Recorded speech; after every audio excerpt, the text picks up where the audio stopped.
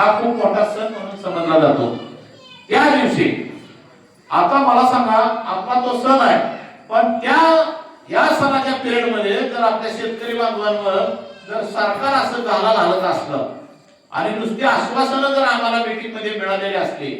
की आम्ही सगळं स्थगित केलेलं आहे आणि हे सगळं आम्हीच केलेलं आहे असे आश्वासनं घेतलेले, आता गेले 10 दिवस झालं आम्ही रोज बघतोय की तो शासन निर्णय कधी थांबणार आहे, पण अद्यापपर्यंत सुद्धा शासनाने त्या दोन्ही निर्णयाला 8 ऑक्टोबरचा आणि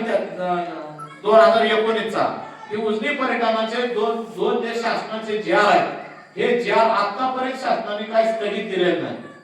गाळपेट जमिनीचं आम्हाला त्या दिवशी सुद्धा त्यांनी आश्वासन दिलं की गाळपेट जमिनी आम्ही पूर्ण जे कष्ट आहेत त्यांना द्यायला परवानगी आहे आणि आम्ही तो शासन निर्णय लगेच काढून म्हणण्यात सुद्धा आता 12 दिवस झालं तरी सुद्धा शासनाने डोळे झाकले गेले। मग शासन आपल्याला ती गाळपेट जमीन तरी देणार आहे का नाही, हा सुद्धा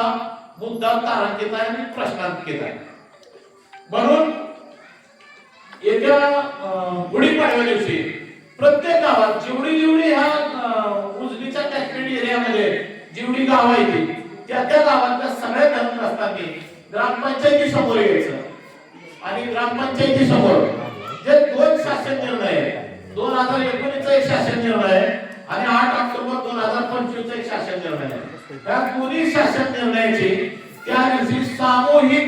होळी करायची आणि सगळ्यांनी मिळून बोंब बांधला। सणा दिवशी कुणीही बोंबलत नाही, पण आपल्या कुटुंबावर जर असा जर घाला येत असला तर आपण सुद्धा वेगळ्या पद्धतीनं शासनाचं लक्ष वेधावं लागतं।